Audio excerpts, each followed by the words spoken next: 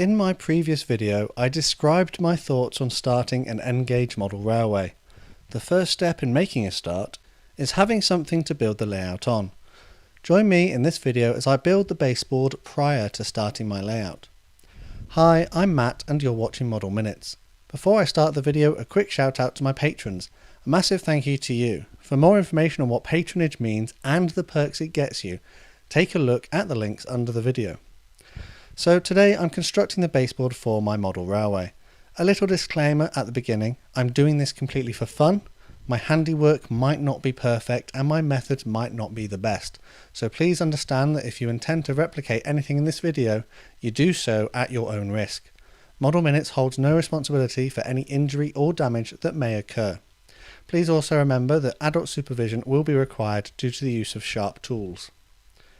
As previously mentioned, I've got a sheet of 4 foot by 2 foot, 6mm thick MDF which will form the base, and I'm going to frame it with these strips of timber, which are 18 by 34mm and 1.8 meters long. The first step was to mark the length of the board on the timber strips. I did this simply by standing it up against a wall and marking the edge of the top of the board along the timber using a pencil. Next, I used a handsaw to cut the wood to the correct length. I did this carefully, working away from my body so as to avoid injury. I did not have any clamps, but they would have been very helpful and much safer to use to hold the wood down to the work table, rather than just using my hand. You can see that I'm cutting through a knot in the wood here, possibly one of the worst choices I made as knots are much harder to cut. I should have noticed this before cutting, flipped the wood around and measured and cut from the opposite end of the wood to avoid going anywhere near this knot. But alas, I carried on and managed to get through it. I used this cut piece to mark out the same length on another strip of wood, as I'll need 2 for the long edges of the baseboard.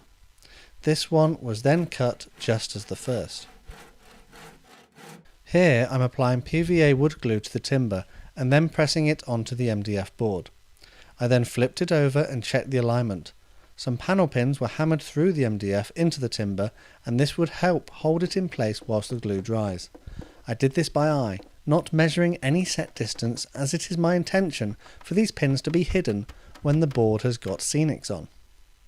This process was repeated on the opposite sides as well, PVA being applied to the timber, positioning it under the MDF and then hammering in a number of pins to hold it into place.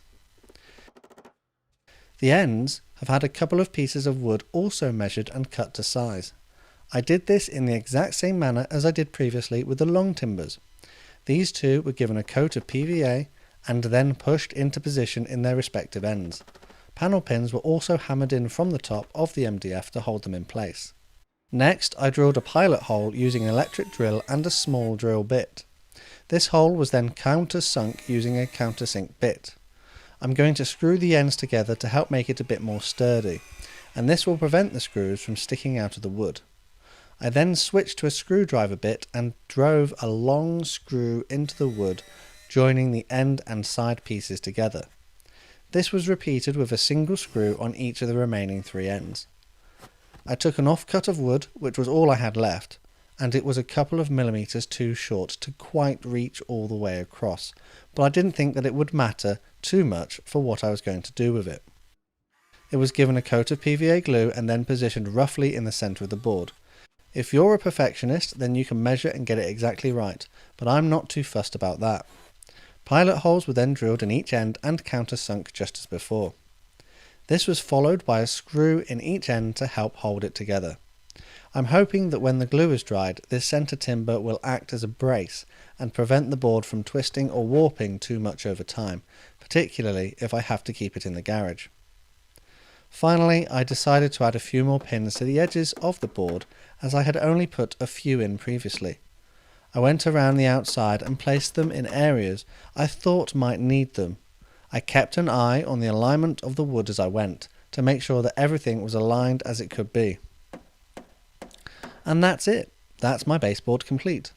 All I need to do now is let the glue dry and give it a little sand in a few places to get rid of any splinters or rough edges, but it looks to me as though it's ready to get some track on it. So I hope that this video has helped give you a little insight into how simple it can be to build a 4x2 N-gauge baseboard using only the simplest of tools. If I'm honest, I think it looks quite good. It might not be the neatest or most accurately built baseboard in the world, but for the sake of running trains, it will do the job. In the next episode, I hope to be getting the track down on the board, and maybe we'll even see some trains running, so make sure you stick around for that. Let me know in the comments below what you think of my baseboard, and also don't forget that you can post other suggestions for videos and builds too. All that's left to say is thanks for watching, and I'll see you all on the layout again next time.